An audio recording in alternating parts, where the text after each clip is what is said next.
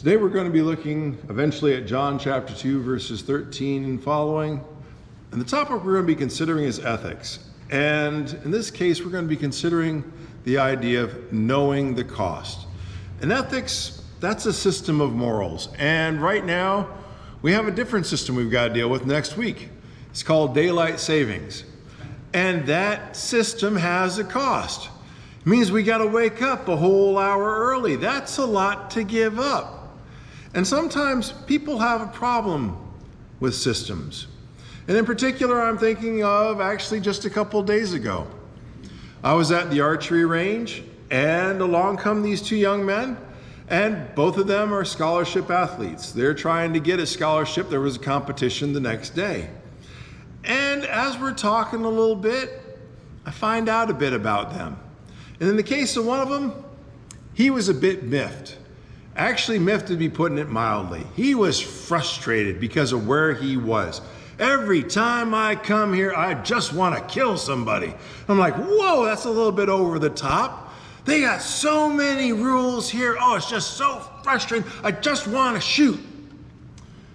And I look down the line, and at the end that we're at, there are 4 or 5 of us only on 3 different bales. Pretty thin crowd, because this is the end that knows what they're doing. At the other end, a lot of people, some of them big, some of them small. None of them know what they're doing with a bow.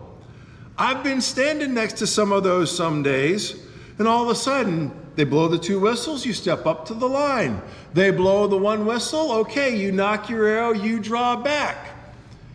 When you're drawing back, you should not feel an arrow poking you in the back. And you turn around and let them know, arrows point down range only. Oh, I'm sorry, mister, I'm sorry. That's okay, I'm just glad you didn't release. What's worse is when mom yells, hey, and the kid turns around with the bow. What? And of course you get the picture. The arrow goes around with them. It's a deadly thing. There's a reason why we have those rules. And it is because of those little ones. And it's because of us big ones not wanting to get shot in the back. Sometimes we need to wake up and realize that out of control freedoms can kill the ignorant, or the ignorant can be the ones killing us. When ethics become optional is when things can get scary. If we look at Exodus 20, verses 1 through 3, it says, and God spoke all these words, saying, I am the Lord your God who brought you out of the land of Egypt, out of the house of bondage. You shall have no other gods before me. And there begins God's list of demands. We call them the 10 Commandments. They're rules, they're regulations. You can't do, thou shalt not. But yet we understand it's not a bunch of things that those of us that are on the good side of things are planning on committing later on today. I don't plan on going out and killing somebody, even if a scholarship athlete says that's what he felt like. We understand that while some might look at rules as a list of demands, there's actually a better way to be thinking about them. If we jump to Psalm chapter 19, starting with verse 5. Which is like a bridegroom coming out of his chamber and rejoices like a strong man to run his race. Its rising is from one end of heaven and its circuit to the other end, and there is nothing hidden from its heat. The law of God is perfect, converting the soul. The testimony of the Lord is sure, making wise the simple. All that excitement that we were reading in the 2 verses before were about the law of God, because it's perfect, because it changes us. Changes us in ways we understand. Some days we really need a change. Ready to kill somebody. No, you really need to change, pal. You need to take it down a couple of notches. Because we can view it like it's God's demands, and we're going to miss out on the reason why we should be rejoicing over that.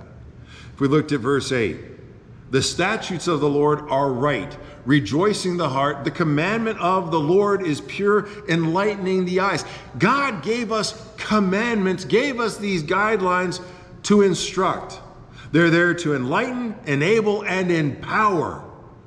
Because when you follow the rules of the range, you don't get shot in the back, and that's a good thing. And the reason why he enjoys other places where he doesn't have to worry about all these rules is because in those other places, hopefully they're already following all those rules already. He's just used to being in a place where everybody knows and understands, as opposed to being in a place where people were learning. When they're learning, there's a benefit. When you've already learned it, there's still a benefit. Verse 9 and 10. The fear of the Lord is clean, enduring forever. The judgments of the Lord are true and righteous altogether. More to be desired are they than gold, yea, than much fine gold, sweeter also than honey and the honeycomb. Because what's the value in?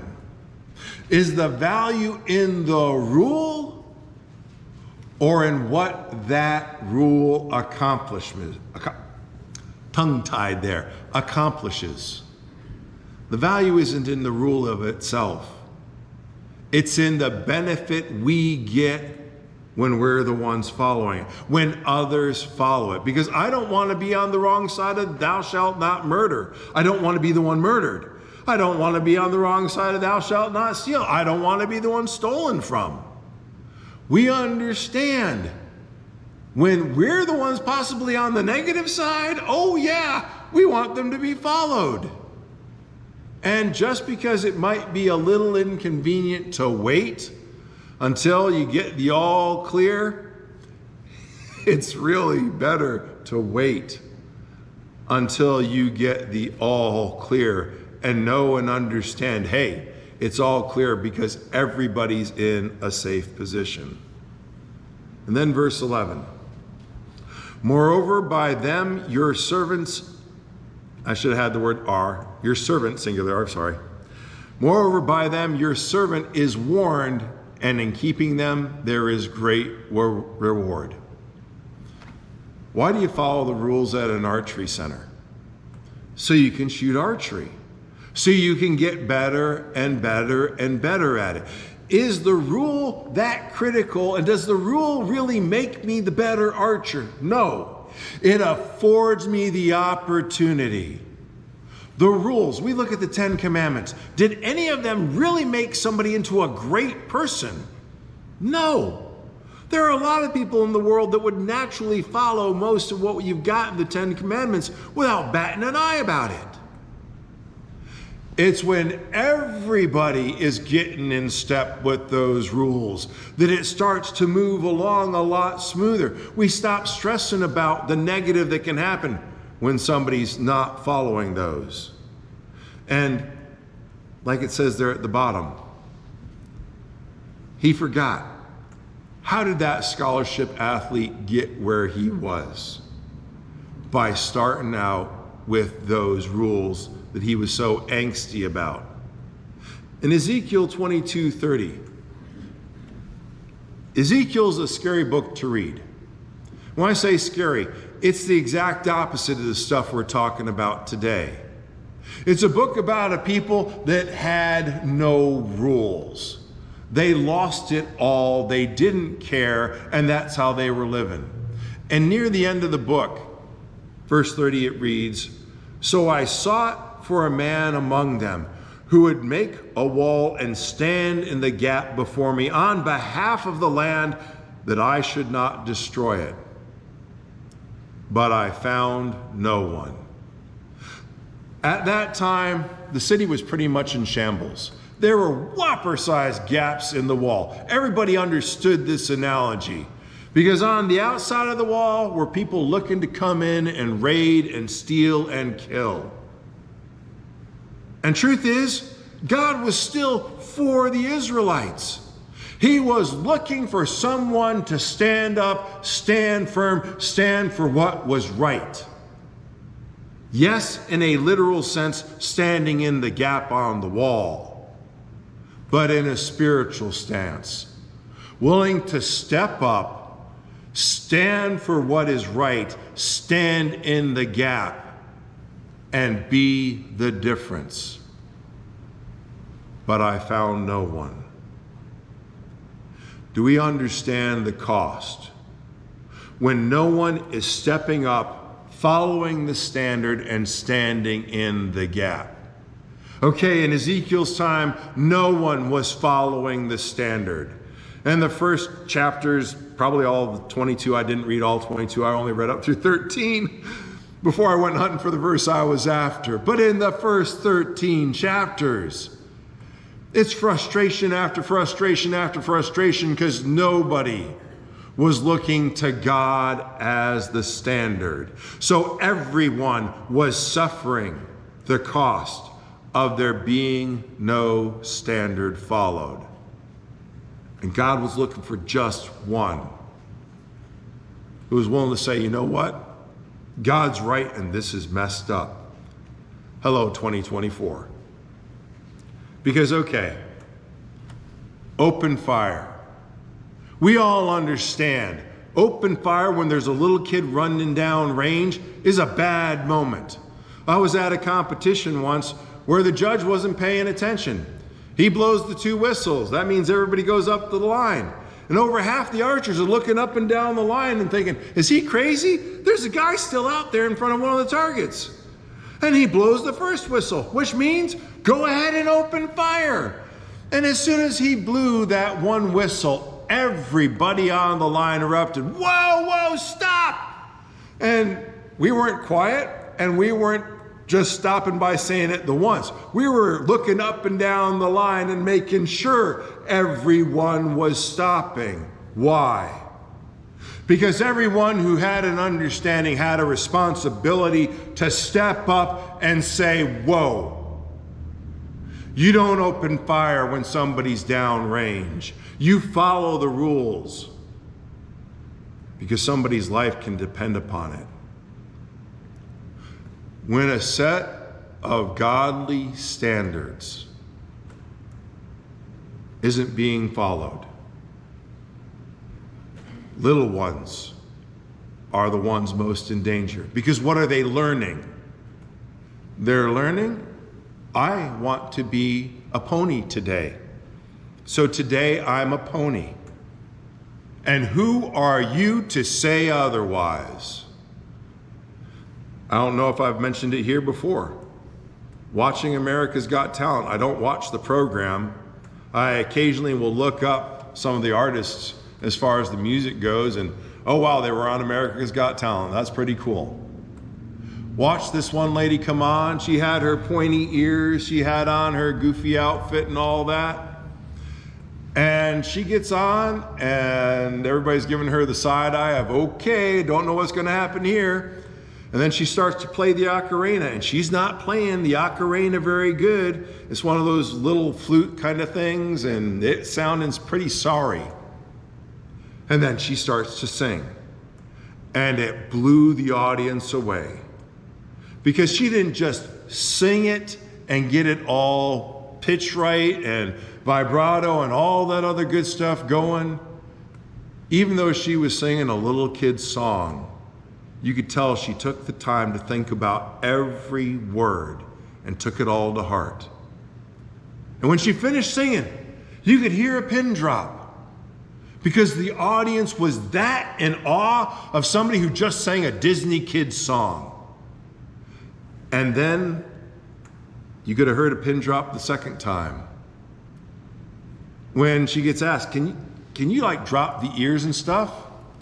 And I already knew what she was going to say. I don't know how, but I knew the second the question got asked, she's going to tell you, no, I cannot. This is my truth. I am a music fairy. I don't care how many times you declare yourself to be a music fairy, to be a pretty pink pony, to be whatever. You don't get to pick and choose. There's a standard. that doesn't get ignored just because it's not what we're comfortable with at the moment. There are consequences when the standard gets ignored for somebody else's convenience. He wants to be just ripping and firing, ripping and firing, ripping and firing. He wants to shoot his 5. He wants to go down and grab his 5, pull it on back, and shoot the next 5, shoot the next 5. Get it done and not waste his time. And if a little kid does that, and I'm sorry, the little kids don't always hit the target, even when the bale that they're shooting at is 4 foot by 4 foot at least, if not even more than that. They'll miss. And sometimes they'll not just miss, they'll miss and hit the next target over, which means they're missing by a good 6 to 8 feet. And if it happens to be the last bale before those of us that know what we're shooting are doing, it's going to be hitting him in the back. The rules are there for a reason. We understand the cost. The question is, are we willing to stand in the gap for a godly standard of ethics that we know is right? The world isn't going to say, hey, take a look at what the church is doing. The world's going to be saying, do it however you want. Do it for the fun of it. Do it for the sheer enjoyment. And when the arrow comes and hits them in the back, then they start to whine and complain about it because, hey, I didn't want that. There's a reason why we have a set of godly ethics. And God didn't give it to us because he wanted to make us pay a price of suffering. You're going to have to wait. You're going to have to do the rules the right way. You're going to have to do it almost like a little kid does it. When we're told to do a job, are they going to be happy to pay us when we don't do the job we're given? No. What? We got to follow a standard. We got to obey a set of rules to get a paycheck. Oh yeah, we get it because we want to get it. And we understand that when you don't follow the rules in getting that paycheck, you suffer. There's a cost. You don't get paid. And we're good with that. Do we understand the real cost? That when we're not going to stand up for the godly standard, there's going to be a real cost. That real cost can be real high when it's my son or my daughter or my spouse that's suffering because left is right, right is left, up is down, and you can't tell me otherwise. We need to be a people ready to answer the call, to stand in the gap, and have the conviction to say, not on my watch, thy will be done. Standing in the gap means stepping up and following his example. That example for a Christian began at Calvary. We follow him in baptism. We don't just stand on the one point like we discussed in class this morning. We step up, we go forward into battle because we are in a battle. God's standard versus the world. It's up to us to live it, to show it. If you need to take on Christ in baptism or you need the prayers of the church, you're welcome to come as we stand and sing.